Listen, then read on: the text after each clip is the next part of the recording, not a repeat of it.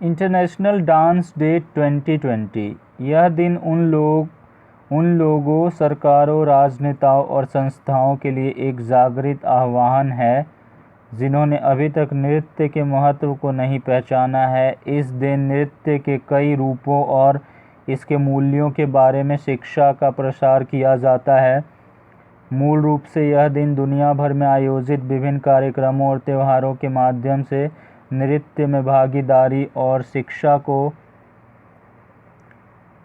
प्रोत्साहित करता है। नृत्य एक कला, रूप और दुनिया भर की संस्कृतियों में संचार का एक तरीका है और लाखों लोगों द्वारा इसका अभ्यास किया जाता है।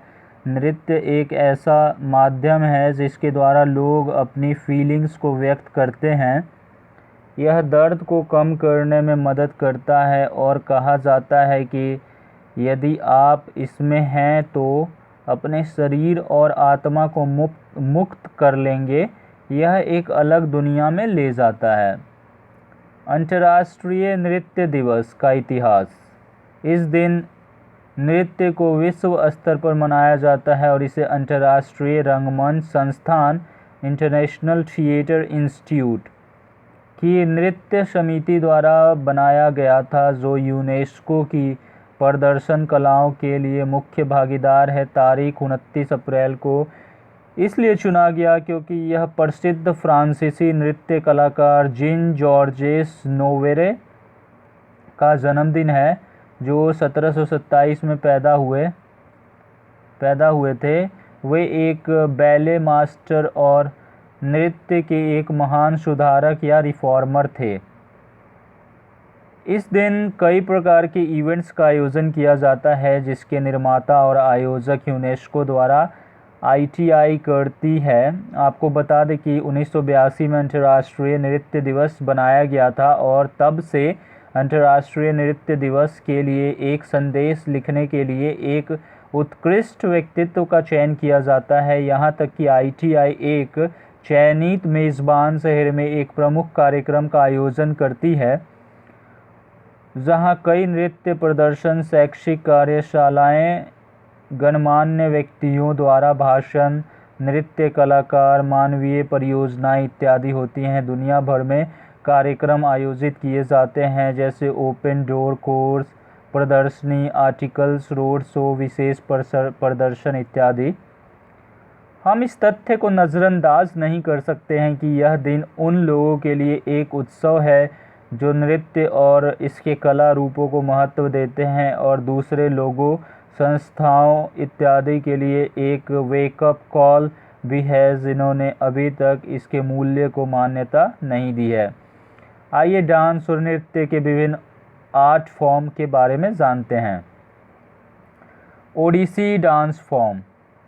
यह नृत्य की एक विशुद्ध शास्त्रीय शैली है जो मंत्रमुग्ध करने वाली मुद्राओं में समृद्ध है। इस नृत्य में कथात्मक तत्व है जिसकी जड़ें उड़ीसा के मंदिरों से हैं। Bharatanatyam dance form. यह सबसे पुराना शास्त्रीय प्रदर्शन कला रूपों में से एक है जो पूरी दुनिया में किया जाता है। आपको बता दें कि नृत्य के इस रूप की उत्पत्ति तमिलनाडु से हुई है। कॉन्टेम्पोरेरी डांस फॉर्म। नृत्य का यह रूप आजकल चलन में है और यह थीम स्टाइल नृत्य के साथ जुड़ा हुआ है।